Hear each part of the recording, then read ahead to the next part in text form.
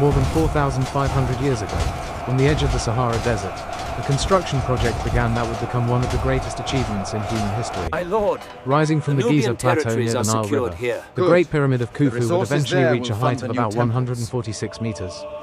Built from approximately 2.3 million blocks of limestone and granite. Each block weighed on average 2.5 tons. While some of the granite stones used inside the king's chamber weighed more than 50 tons. To the temple. Even today, engineers and historians continue to debate exactly how the ancient Egyptians accomplished such an extraordinary feat with the tools available at the time. Granite along the grain, the story begins around 2580 BCE, during the 4th dynasty of Egypt's Old Kingdom.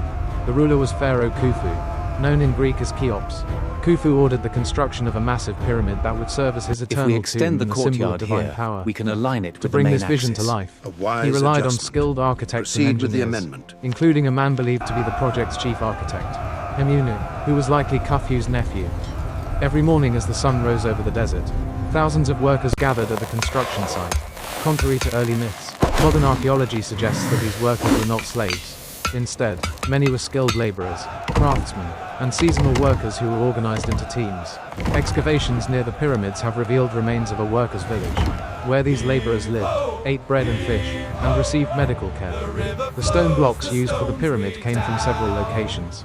Most of the limestone was quarried directly from the Giza plateau itself. However, the bright white limestone that once covered the pyramid's outer surface was transported on the ropes there. Bring it across up. the Nile River. The massive granite blocks used inside the pyramid came from Aswan, more than 800 kilometers to the south.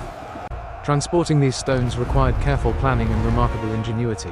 Archaeological evidence suggests that the Egyptians used wooden sleds to move the blocks across the desert. Grace of the gods, teams of workers would pull the sleds with ropes, while others poured water onto the sand in front of the sled.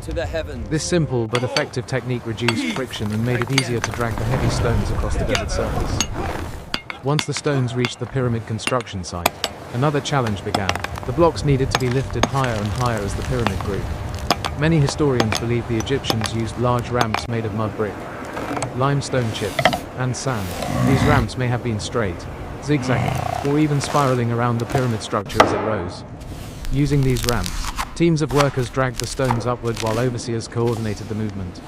At the same time, skilled craftsmen shaped each block so that it would fit perfectly with the others. The precision achieved was astonishing. In some places, the gaps between the stones are less than 1 millimeter, a level of accuracy that still impresses modern engineers. Another remarkable aspect of the Great Pyramid is its alignment. The 4 sides of the pyramid are aligned almost perfectly with the cardinal directions: north, south, east, and west. The margin of error is incredibly small, less than 0.05 degrees. Researchers believe Egyptian surveyors used observations of the stars, possibly including circumpolar stars, to determine true north. The pyramid's internal design also demonstrates advanced planning.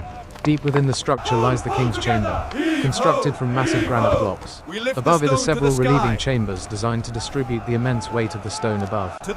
These engineering solutions allowed the chamber to remain intact for more than 4 millennia. Building the Great Pyramid was not a short project. Most historians estimate that construction took around 20 years. During this time, tens of thousands of workers contributed their labor. They organized themselves into teams with names such as Friends of Khufu or Drunkards of Menkori. Names discovered written in red paint inside hidden parts of the pyramid. This water is good. As the pyramid neared completion, the final step was the placement of the outer long casing day stones. behind us. These highly polished white limestone blocks reflected sunlight so brightly that the pyramid would have shone like a giant beacon across the desert. At the very top, a special stone known as the pyramidion, possibly covered in gold or electrum, crowned the monument. When it was finished around 2560 BCE, the Great Pyramid stood as the tallest human-made structure on Earth for nearly 3.80 years. Its scale and precision demonstrated the extraordinary organizational skills, engineering knowledge, and determination of the ancient Egyptians. Today, the Great Pyramid still stands on the Giza plateau, alongside the pyramids of Khufu's son Khafre and grandson Menkori. Though the outer casing stones have mostly disappeared over time, the core of the structure remains remarkably intact. For modern visitors, the pyramids inspire awe and curiosity. They remind us that long before modern machines, cranes, or computers, human beings were capable of remarkable achievements through cooperation, creativity, and perseverance. The Great Pyramid is more than a tomb for a pharaoh. It is a monument to the thousands of workers, engineers, and craftsmen who devoted years of their lives to building something that would last for eternity.